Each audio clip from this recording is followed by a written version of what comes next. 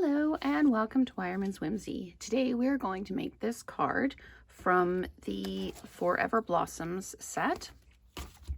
We're using the large cherry blossom die, the small leaf die, and the You Mean So Much to Me greeting. We're going to cut out the flower with the cherry blossom die. And we're going to cut out the greeting with a stitched rectangle die. I'm also going to use the Parisian Flourish 3D folder to create the background. So I've pre-done some of the work on the card so that we can just get moving and build it.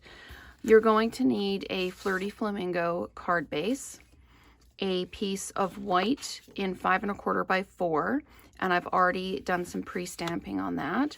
You're going to need a 2 1/2 by 4 1/2 piece of Flirty Flamingo to put through the embossing folder, and then you're going to need a scrap of the basic white to do the greeting with.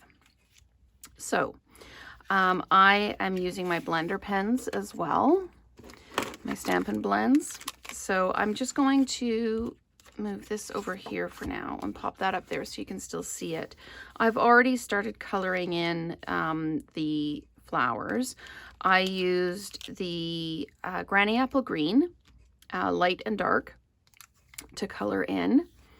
I did the veins in the dark, and then I used the Daffodil Delight in a light to do the center of the flowers, and then I used Flirty Flamingo, light and dark, to color in the flower. So I'll just go ahead and finish this last flower. I used the dark to create a circle in the middle, and then I'm going to use the light Flirty Flamingo just to come in and color. And you can see when I'm doing it, it's actually really kind of peachy when it goes on, but it goes to a really pink color, more true to the color of the pen caps. So I'm just going to go over that, and then I'm going to just come through again and just blend that middle piece. Then I'm going to come in with my yellow, and I'm just going to put a spot in the middle. And I can see that I've actually forgotten to do the stems on these little buds. So I'm just going to come in with the Granny Apple Green and just draw those in. So, like I say, I wanted to show you how I did the flower, and now I need to actually cut it out using the die. So I'm going to layer this up, and just place the die over top, lining it up like that, and then I will layer it up. There we go. And now run it through the Stampin' Cut and Emboss, and then we will do the embossing folder. So we'll run that through. And then I'll just pop it out like that. And what I should have told you also is I stamped the original outline in the smoky slate with the large flower. So put that over there. Now I need to use the Parisian Flourish 3D embossing folder. And what I did is I really like the pattern right in the middle here with the flower in the middle and the swirls. You don't see a lot of the pattern once it's covered up with the flower, but that's the part I like, so that's the piece I'm going to put through the Stampin' Cut and Emboss. So thank you very much for watching today, and if you like the card, feel free to comment. I do reply to all the comments, and if you subscribe and hit that bell, then you will be notified when my next videos come up. So I'll just tuck that away like that.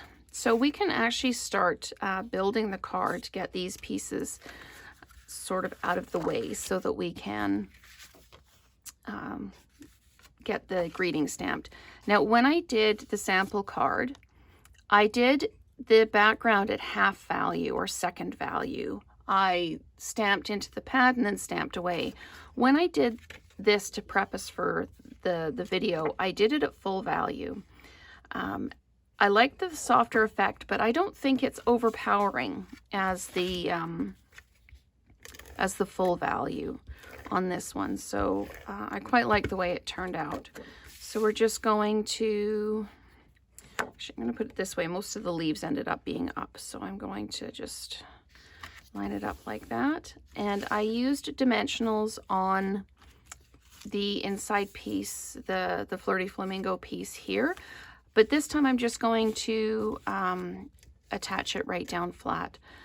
I kind of like the effect of just having just the flowers pop in the middle. So we're going to line this up and just drop it down.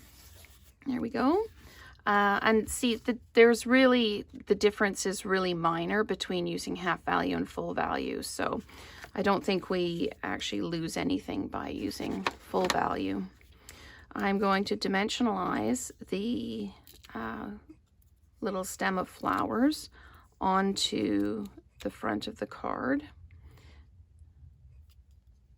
And then we'll do the greeting. And the die that I've used is one of the stitched rectangle dies, but it's wider than I need it to, or it's deeper than I need it to be.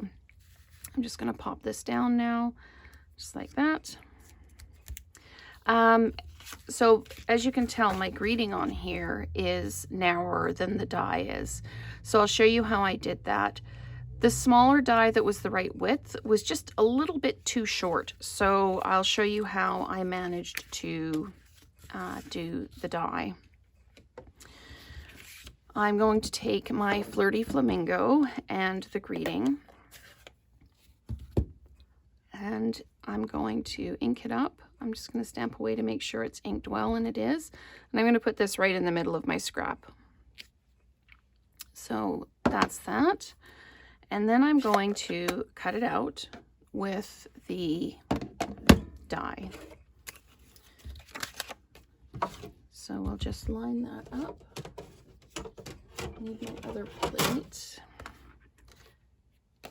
And I'm using my small cutting plates because they're very, very flat, and I want to make sure that this doesn't move.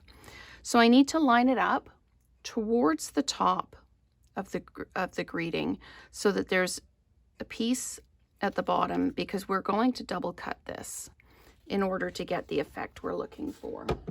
So I'm just going to feed this through, and then I'll show you how I redo it so that we get it the right size.